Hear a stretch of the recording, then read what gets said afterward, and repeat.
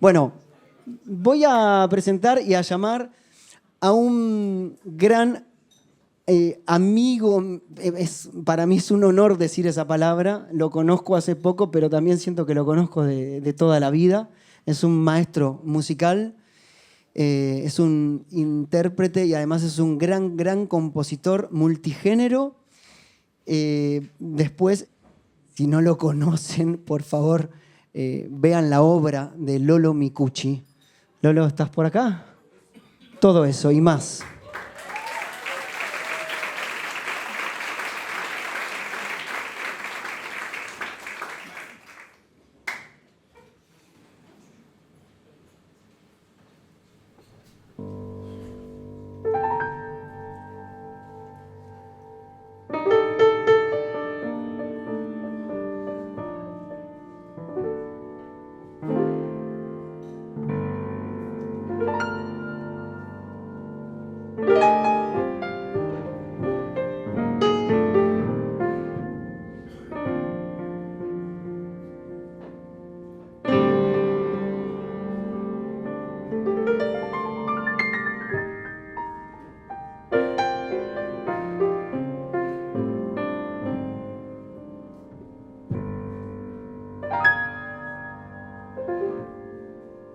Cuando tenía 5 años, mi viejo me dijo: acompáñame, tenemos que ir hasta un negocio. En realidad me lo dijo en italiano, porque así hablábamos, dado que habíamos nacido allá. Era lo más natural. Pero también me resultaba natural hablar con mi mamá en castellano. Ella, una argentina casada con un tano, y yo, un bambino ya escolarizado en plena época del Mundial 90 en Italia. En mi mochila tenía una tortuga ninja, algunas motitos de plomo pintado, un Skeletor y varias bolitas. Jugar era cosa de todos los días. Cuando entramos al negocio no había productos, no había ropa ni comida. Solo había 2 cosas que para mí eran juguetes. En orden de importancia les voy a contar. El primero era un avión a escala de Alitalia. Y yo pensaba que en minutos más me lo iban a comprar. En realidad lo que mi viejo estaba comprando eran 3 pasajes de ida a la Argentina. Pero yo no lo sabía. Me explicó que no podía comprarme ese avión, pero que pronto vería uno tamaño real. Y mientras él terminaba de hacer sus trámites de adulto, me dejé hipnotizar por el segundo juguete. Me acerqué a una distancia prudencial porque me habían enseñado bien que lo que no era mío no se tocaba sin permiso y que lo que tenía vidrio no se tocaba porque podía romperse y me podría cortar. No es que fuera tan obediente, pero mi viejo estaba ahí y tenía que hacer de cuenta que respetaba la regla. El otro juguete era más grande, extraño. Nunca había visto algo así antes. Y a decir verdad, si hago memoria, ya sabía que no era para mí. Supe en ese momento que no iban a comprarme algo tan sofisticado. ¿Questo che cos'è?, preguntó el bambino mirando esa pecera de estilo steampunk. Questa è una máquina di Goldberg, anunció la vendedora rubia vestida de verde. El verde es un color que confunde a los nenes.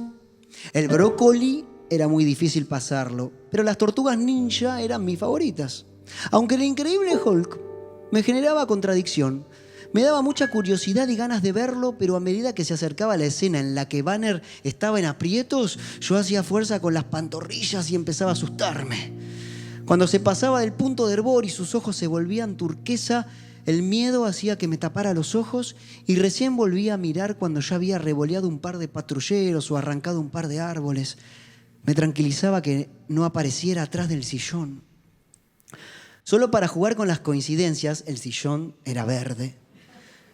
Volviendo a ese momento, el verde nos confunde tanto cuando somos chicos que Máquina di Goldberg me sonó a Viaje en el Tiempo. La Goldberg no se parecía ni a Olivetti, ni a Nikon, ni a Sega, ni a Alfa Romeo. Goldberg era inglesa y era más analógica que cualquiera de todas esas máquinas que tenía en la cabeza.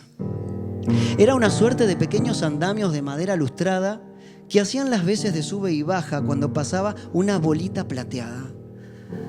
A la vez que el peso de la bola que accionaba otro brazo la trasladaba hacia una nueva pasarela en declive y esta, tomando velocidad, saltaba hacia un vacío de unos 2 centímetros y caía en otro andamio espiral que la conducía hacia un tubo que serpenteaba hasta desembocar en... Bueno, tanto no recuerdo el recorrido, pero les juro que esa máquina me estaba hablando un idioma nuevo, un tercer idioma, y que hasta ese momento yo solo entendía que me estaba diciendo este mensaje. No importa lo que pase, vos estás ahí, no vas a poder detenerme. Yo ya estoy en acción. Esto no para. Solo para jugar con colores, coincidencias y palabras. Plateado en italiano se dice argento. Mis padres decidieron mudarse a la Argentina. Al parecer era un acuerdo prenupcial. No me avisaron nada durante los primeros 6 años de mi vida. Faltaba un año para que lo hicieran y la cara de mi viejo ese día no era precisamente la más feliz. Lo poco que pude ver en ángulo contrapicado, porque realmente mi fascinación pasaba por mirar la máquina laberíntica. Cuando aprendí a hablar al mismo tiempo 2 lenguas madre, no sabía tampoco que naturalmente me estaban preparando para una decisión que estaba latente. Pasó el Mundial, recuerdo ese año muy bien. Un'estate italiana, sonaba de fondo en todos los bares. Y yo jugaba un metegol subido a un banquito. Le pedí a mi vieja que me cosiera eso que los jugadores llevan en la mano a la hora de saludarse los 2 capitanes, que era grande así y que se intercambian antes de empezar el partido. La palabra banderín no la conocía en ninguno de los 2 idiomas. Mi vieja interpretó lo que pudo y al otro día me hizo una escarapela de Argentina del tamaño de un plato. Argentina ganó, pasó a cuartos, salimos a festejar con una bandera por la ciudad. A los pocos días, la hazaña del Goico, el gran «Siamo fuori dalla Coppa, è finita ragazzi», y así Argentina dejaba fuera a Italia por penales. En italiano, penal se dice rigore. Yo insistía en salir a festejar. Mi vieja me dijo, hoy no. Con un tono de voz verde.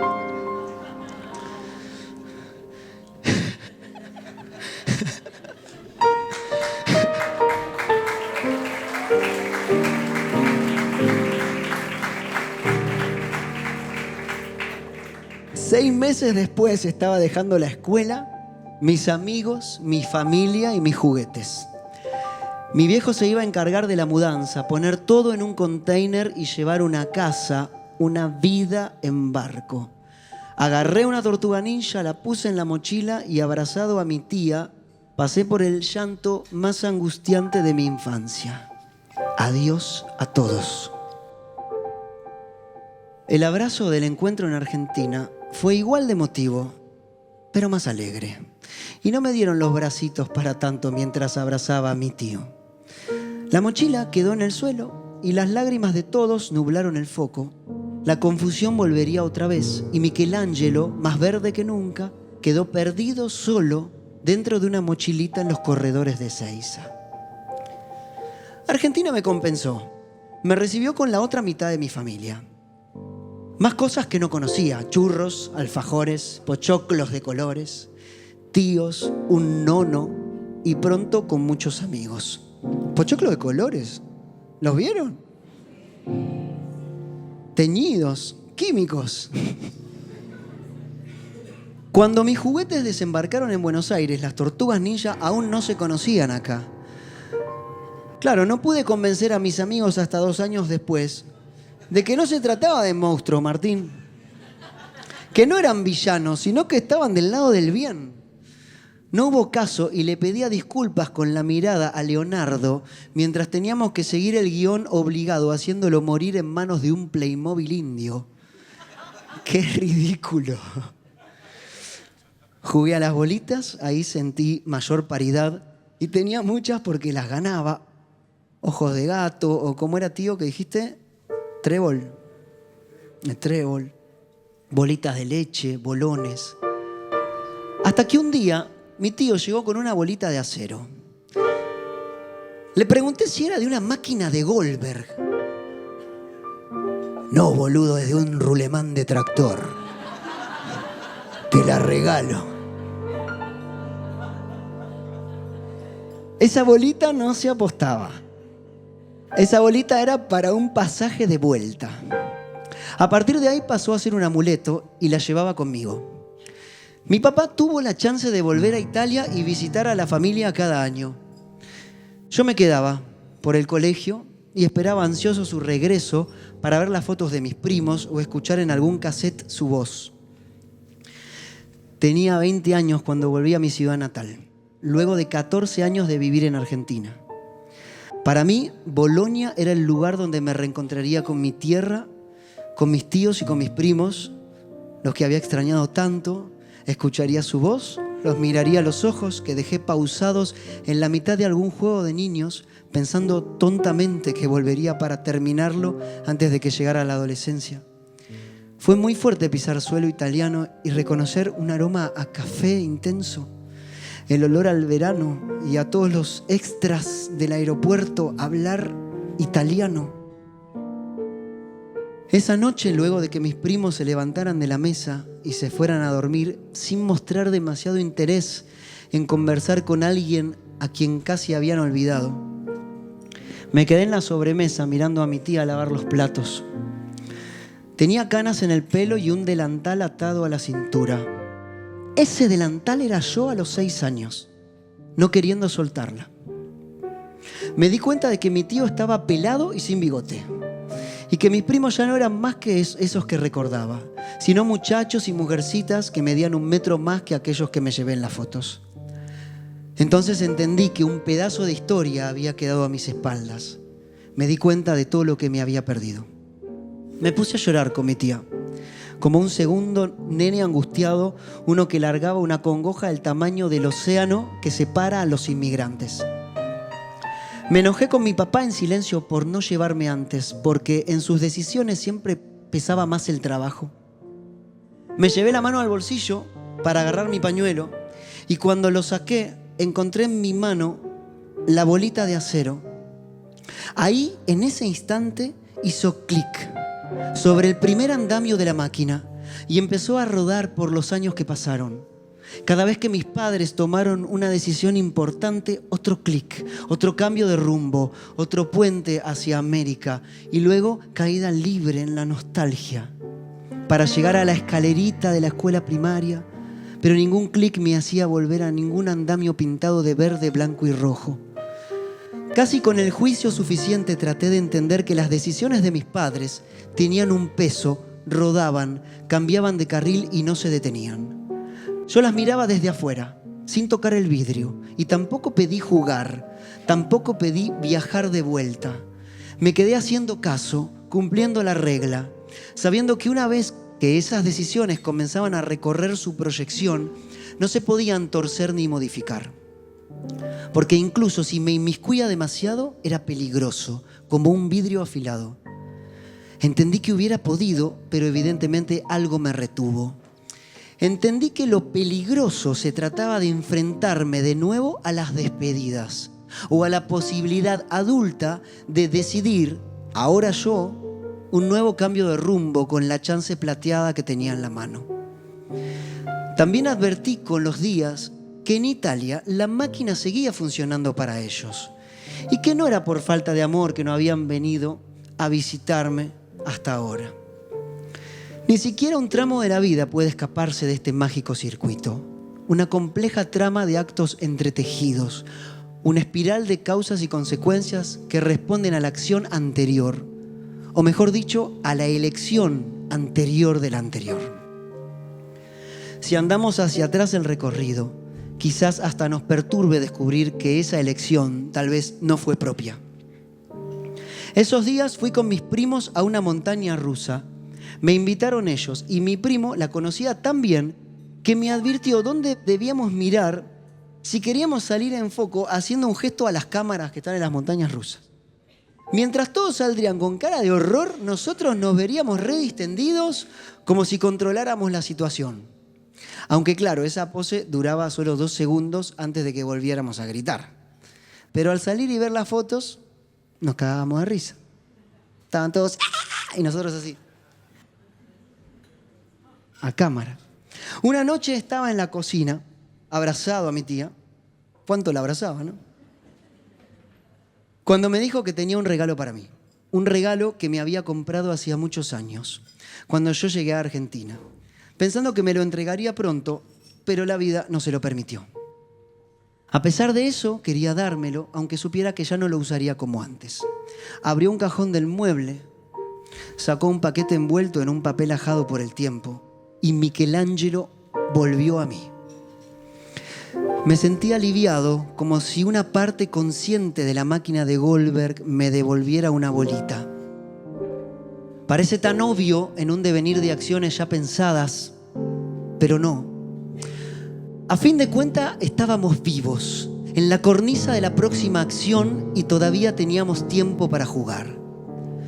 Si algo no te place, te incomoda, te duele, te hace mal, la máquina te da la oportunidad de ir creando tu propio recorrido en tiempo real. Cada bola moverá un andamio, una soga, un carril. Cada gesto, cada sonrisa, cada mano, cada palabra es un clic para el alrededor. El señor Goldberg pensó y armó esta máquina por nosotros. Puede que haya un circuito, puede que haya un esquema pensado para llegar de un lugar a otro, pero el recorrido no fue pensado para que hubiera una sola opción. Quien piense que la vida se recorre en una sola línea es porque está dentro de la máquina y nunca la ha visto desde afuera. Como ese nene a los 6 años, como ese pibe a los 20. No basta con verla, hay que intentar jugarla para entenderla. No busques culpables. Cada engranaje, cada tornillo, cada pieza, cada vástago respeta su acuerdo. Cada reloj, cada latir, cada compás, cada tiempo. Toda energía está encauzada hacia un momento. No intentes detenerla. Pero en algún lugar de la vuelta podrás jugar a que no está la angustia o el miedo, como si fueras en la montaña rusa, recorriendo alguna curva con gesto inerte o, por qué no, un guiño a cámara. Levanta los brazos, grita, divertite, porque cuando bajes te vas a querer subir de nuevo. Toma buenas decisiones antes de lanzar la bola. De eso depende parte de nuestra felicidad. Jugá. La vida es una máquina de Goldberg.